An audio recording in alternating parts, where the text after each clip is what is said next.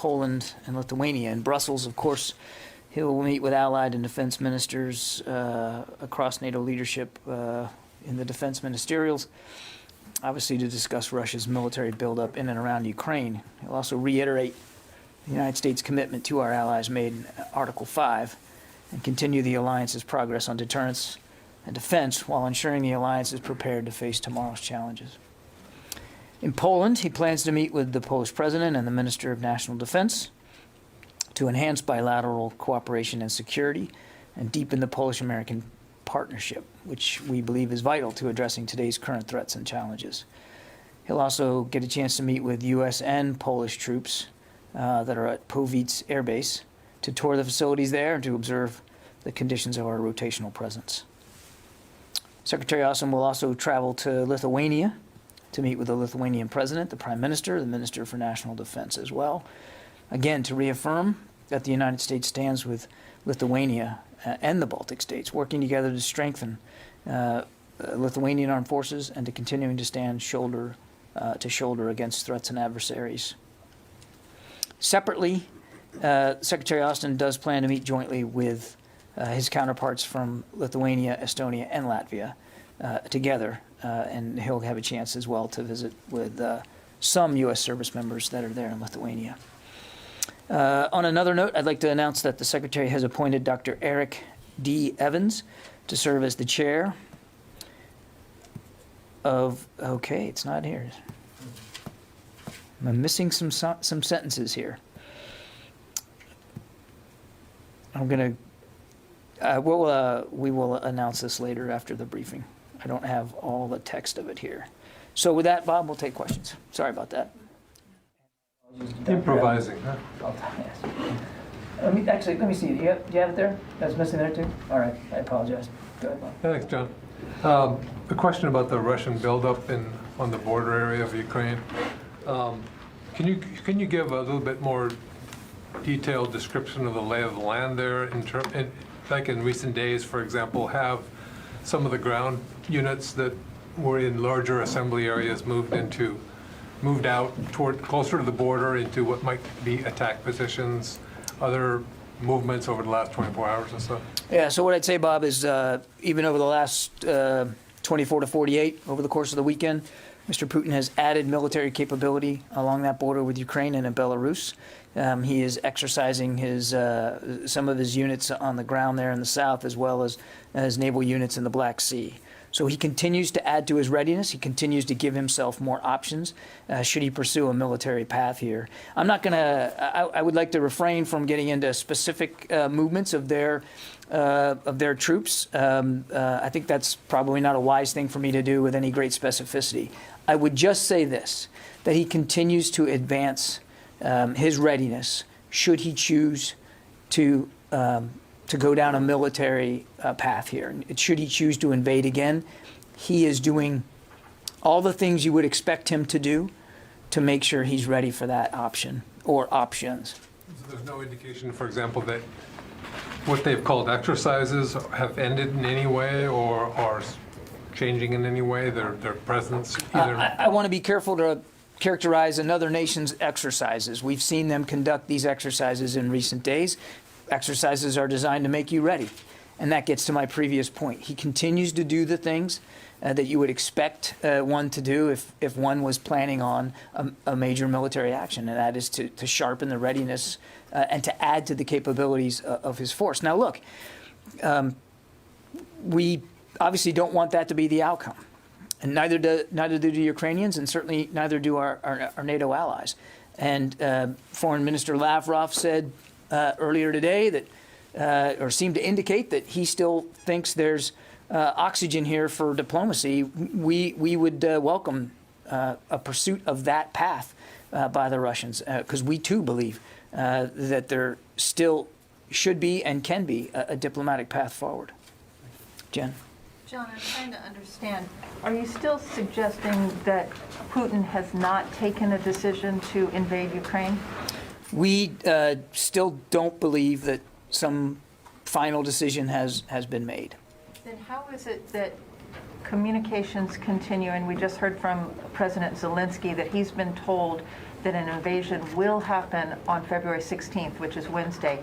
How do you reconcile Sure. Putin hasn't taken a decision, but an invasion is happening on the 16th? Well, I'm not going to talk about specific intelligence assessments. I think you can understand that. We have said for a while now that military action could happen any day. And you heard from the National Security Advisor making it clear that it certainly could happen before the end of the Olympics, maybe even this week. We have shared with our allies and partners, and that includes Ukraine, our assessment of the information that we've been receiving, and certainly have reflected in those conversations our deep concern about the continued capabilities that Mr. Putin has at his beck and call. So I won't get into a specific date. I don't think that would be smart. I would just tell you that it is entirely possible that he could move with little to no warning. And what will the U.S. response be at that time? The Defense Secretary is going to the NATO ministerial. Are we talking about the NATO response force being activated? What would we expect to see? President Biden has made clear that should there be another incursion into Ukraine, that the United States would respond swiftly with severe economic consequences. I won't speak for the alliance. A decision to activate the NATO response force is a decision that the NAC has to make, the North Atlantic Council has to make. That's not something that the United States would unilaterally call into being. I will only add this, and this is why a couple of weeks ago we talked about making our contribution to the response force more ready. And so we've done that.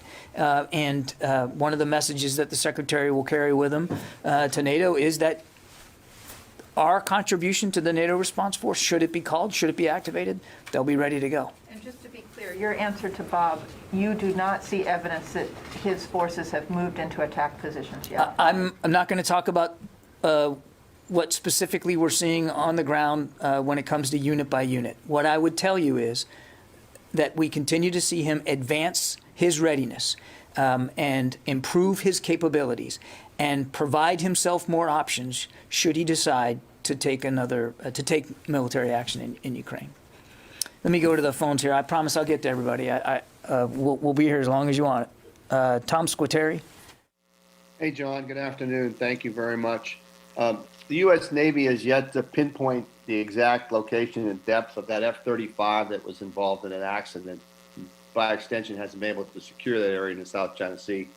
You've said several times from the podium that the F-35 is U.S. property, and you have no concern that other nations or entities will try to pilfer it.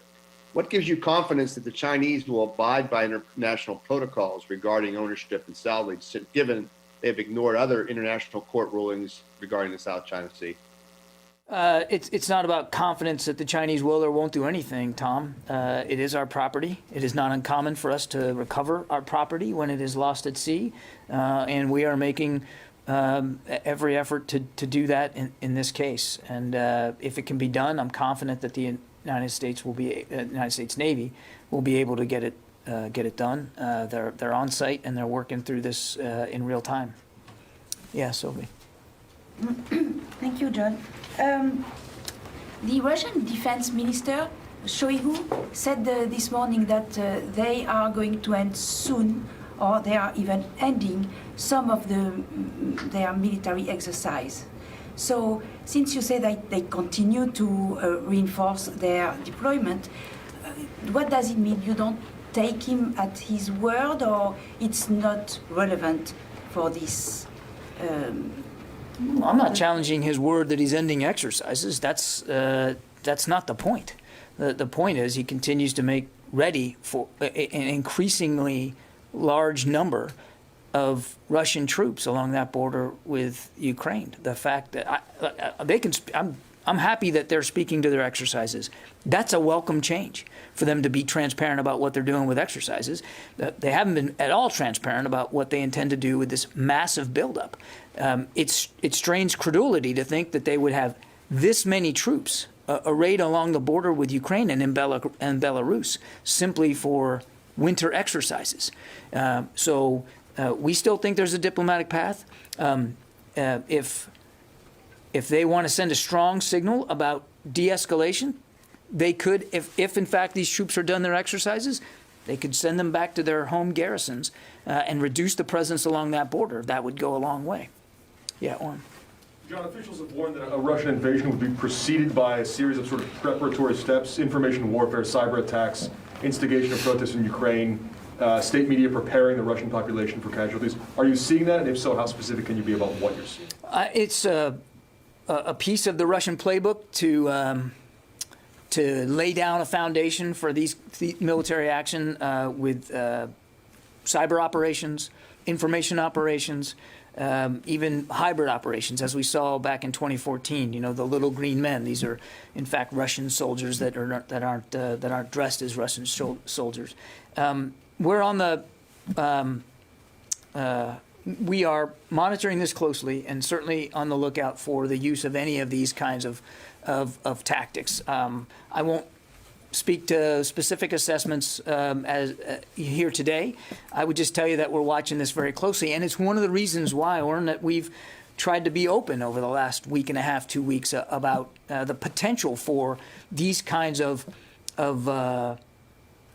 non-kinetic, if you will, that's a Pentagon phrase, I know, but non-kinetic tactics and procedures used by the Russians to begin to sow the seeds for potential armed conflict, to include creating some sort of pretext that the Ukrainians would react to that then they could claim was a threat to their national security. So I can't speak with specificity today that of anything that that is glaringly obvious, except to go back to what we said before about the things we have seen in the intelligence about their preparations for those kinds of non-kinetic, sort of low-intensity operations that they could use to their advantage. Broadly speaking, you can't say yes or no a foundation is being laid at this point? I think we've seen them certainly make it clear that they want to lay that foundation. I think I'd leave it at that.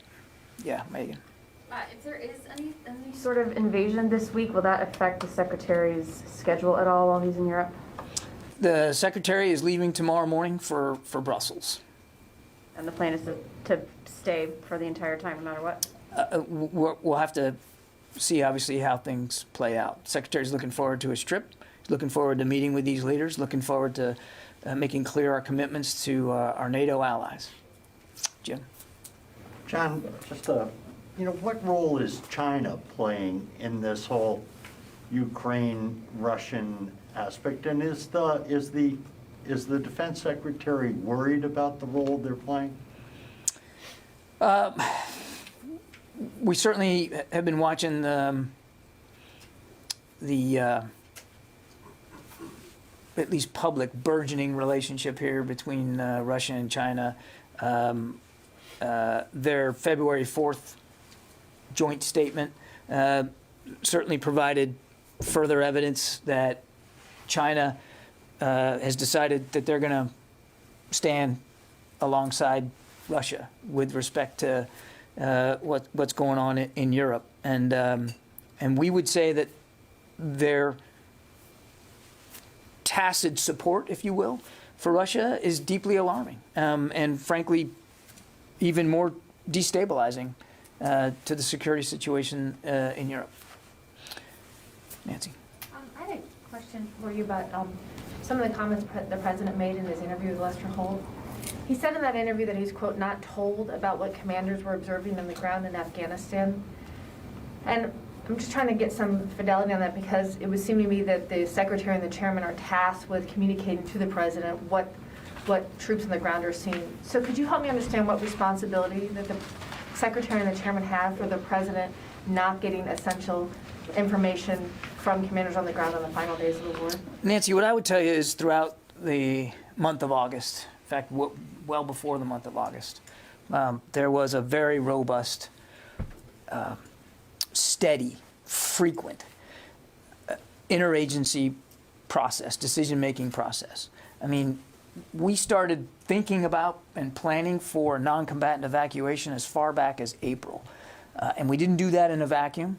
There was ample interagency discussions about that as far back as the spring and all through the summer. And the chairman and the secretary absolutely take very seriously their requirement to provide the commander-in-chief with their best advice about how to proceed forward, about how the situation is changing. And there were many, many opportunities for them to do that, both in terms of larger interagency meetings as well as private sessions that they have weekly with the president. And they've said as much in testimony. I would tell you, because I know what's prompting the question, and I would just tell you that that commanders at the tactical level absolutely were trying to make the best decisions they could in real time under incredibly difficult circumstances. And they were seeing things rightly through their prism in the moment there at the airport. There were other perspectives at a strategic level. And I would tell you that the president has a much bigger view, a larger perspective on what's going on than at the tactical level. And those discussions were happening here in Washington, D.C. And there was, certainly in the month of August, literally daily touches between the secretary and the chairman and leaders on the ground there at the airport. So the information flow was strong. But at no time did the National Security Council try to stop an evacuation or slow it down or gum up the works. The leaders on the ground certainly were working under incredible pressure and certainly, as they gave these interviews for this investigation, doing that honestly, not knowing that these documents were going to be made public, so they were very candid about what they were seeing. At the strategic level, there were different perspectives, interagency perspectives that were also factoring into the decision-making process. But there was no effort here in D.C. To slow down or stop the evacuation.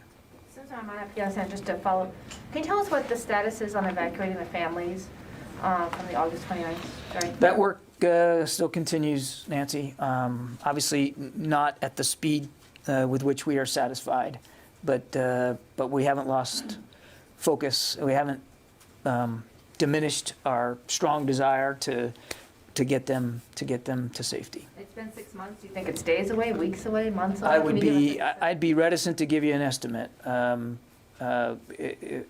If we had total control, it would have been months ago. But I just don't have an estimate for you. I can just assure you that it's not been forgotten and that there's a deliberate, concerted effort to do the right thing by those family members and get them to safety here in the United States. Yep. Let me go to the phones. Jeff Shogel. Thank you. The United States is certainly taking a number of precautions that indicate it believes war is likely, including closing the embassy in Ukraine. Is there any chance that U.S. troops in Europe might be, is it possible that Europe might be part of the combat zone tax exclusion, in which troops in Europe would not pay taxes on their pay? Jeff, the president has made clear that U.S. troops are not going to be fighting in Ukraine. The troops that we have added to the already 80,000 that are based in Europe are going to reassure our allies and our partners to deter aggression against the alliance, to conduct some joint training. So I know of no decision or no need to change the parameters of the European theater with respect to combat zone tax exclusion. Mike Brest, the Examiner. Hi, Mr. Kirby. Thank you. How many people or how many civilians does DOD now believe were killed in the Abdullah raid? I would tell you, when we briefed this out, we indicated that a total of 7 individuals were killed. 3 of them of the 7, of course, were Mr. Abdullah and then his lieutenant on the 2nd floor, as well as his wife, who was in fact a combatant. So of the 7 that we have talked about, we know 3 of them were combatants, and that's the estimate that we have right now. But we have certainly seen numbers higher than that, and we're not in a position to dispute those numbers because we didn't stay on site for more than 2 hours, as was the plan. And we're not going to certainly rule out the possibility that in that explosion on the 3rd floor, additional individuals, whether they were combatants or not, can't say, since that explosion happened before our troops got into the building. But it's not out of the realm of the possible that additional people could have been killed in that initial explosion and buried in the rubble, and we didn't see them. Again, we weren't on site for very long. So 7 is the number that we know of. But we do believe a sense of humility here. We don't know. We can't confirm that there weren't others that Mr. Abdullah decided to take with him when he exploded that device on the 3rd floor. Janie. Thank you, John. President Biden said he would pursue diplomacy and deterrence in the Ukraine crisis and respond joining with the allies. And South Korea said it supports Ukraine. My question is, what kind of military support does the U.S. want from South Korea as an ally? That is a question for the South Korean government to answer. Should they want to assist Ukraine in a tangible way? Certainly that, I'm sure that the Ukrainians would welcome that. We've noted, and I've said before, that many of our other allies in NATO are also finding ways to support Ukraine, but excuse me, those are sovereign decisions that each nation state has to make for themselves, and I wouldn't get ahead of the South Korean government on this. Yeah. Yeah, Abraham. Thanks, John. A couple short Ukraine follow-up sort of questions. Does DoD have any air defense trainers on the ground in Ukraine? No. Does DoD consider a Russian movement into the Donbass a new incursion? Yes.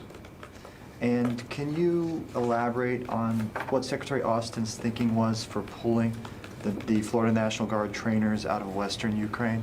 I think we said it quite clearly in our statement. It was an abundance of caution. Again, given the mosaic of the information that we've been getting over the course of the last 48 hours, and the information we continue to receive even as early as today, it is obviously not the safest place for them to be. And so he ordered them taken out of the country over the weekend. Again, abundance of safety and an abundance of caution here.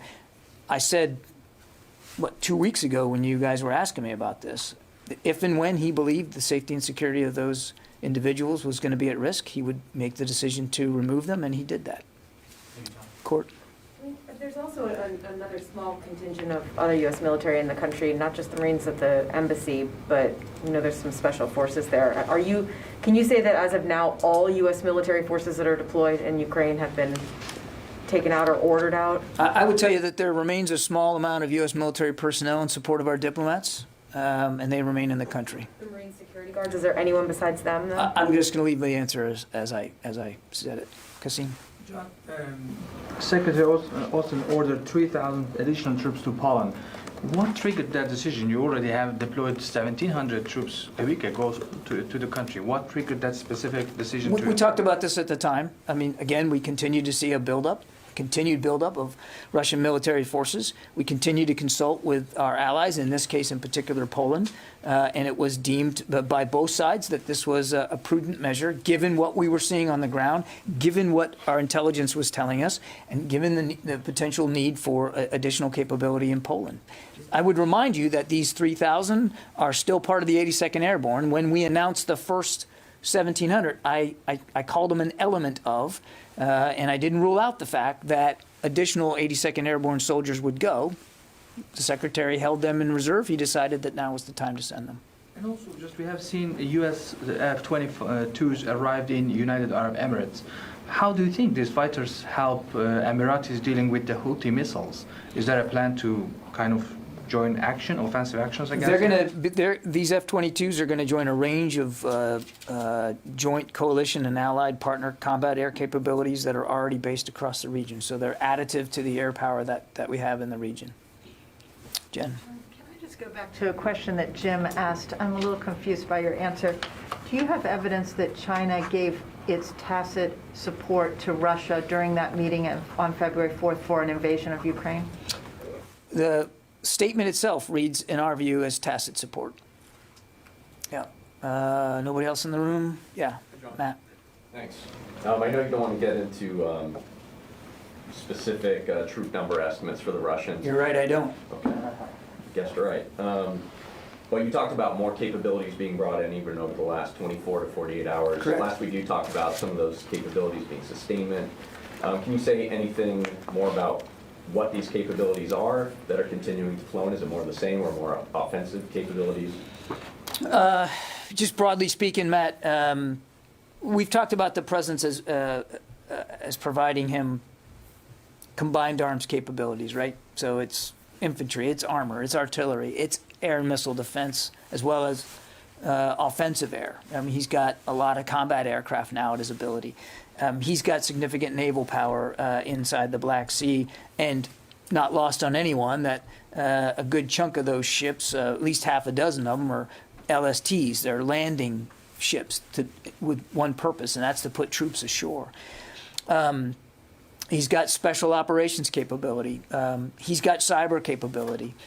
He's got ISR capability. And over the past weeks and months, he's continued to add to that. So I don't know that I would go so glibly as to say, well, it's just more of the same. But in terms of the menu of options, he continues to add to that across the whole spectrum of military capabilities. And I think I'd probably just leave it at that. And but you also talked about sustainment, and we have definitely seen in recent weeks adding logistics and sustainment capability so that it's pretty clear that if he wants to, he's going to ensure that he can keep these troops in the field for longer periods of time.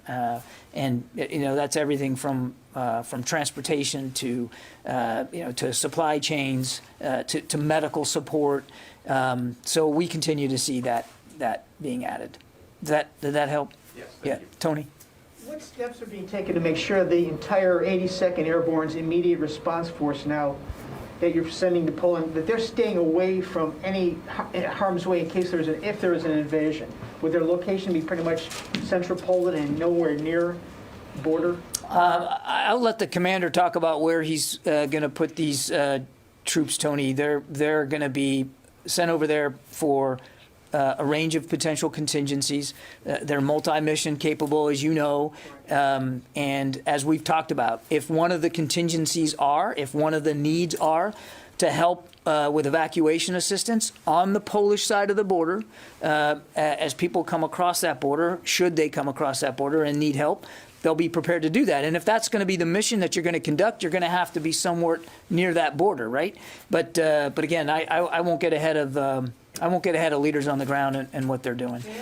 But I do want to just, I know we've said this before, it's worth repeating. There's no intention, there's no plan, and there's no approval to put these troops into Ukraine. They're being sent to Poland. They're going to stay in Poland. The best laid plans, you've heard the saying, they could accidentally be drawn in. I mean, is there any? They're not going to be accidentally drawn into Ukraine. They're not. Okay. No. May I ask you, what's the level of intelligence sharing with Ukraine between the U.S. and Ukraine? You hinted at earlier that you're sharing broadly, but are you giving them a granular tactical intelligence? I would tell you that we have been very transparent with our Ukrainian partners about the intelligence assessments that we've been seeing and the things that we've been seeing in that environment. And I'm comfortable and confident that it has been of a sufficient level of detail to convince. Let's put it that way. Jeff Selden, VOA. John, thanks very much for doing this. Some questions on Russia and Ukraine. First, was the Pentagon aware that the Ukrainian president was going to post on Facebook today about Russia invading on Wednesday.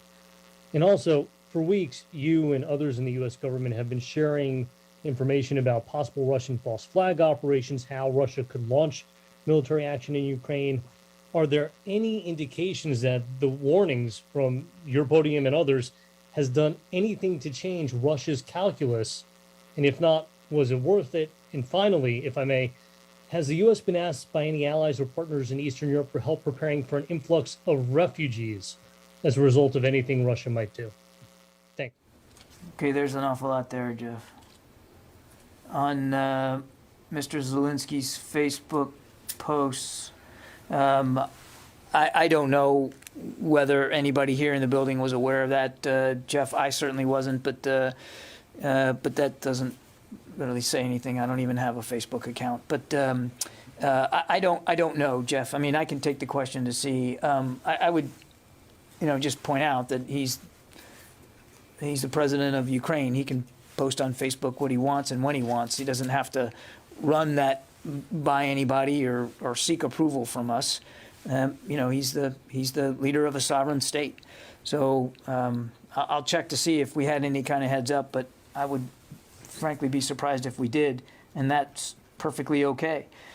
On the false flag question, I mean, what I would just tell you is we continue to see indications in the intelligence that that the Russians are exploring that option, and I think I'd just leave it at that. On refugees, the focus of the troops that are going over there, as I mentioned in my answer to, I think it was Matt, that multi-mission capable, certainly assistance with evacuation flow is something that they could do and could do quite well. And they're going to be working with Polish authorities on what that looks like and how they would handle that.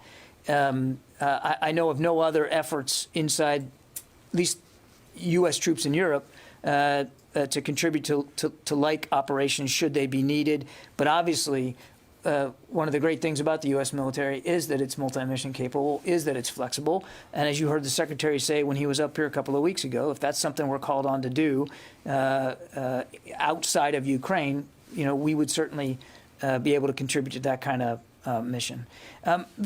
Your question, though, and pardon me for foot stomping again, but it's a good question, but it gets to an outcome here that doesn't have to be.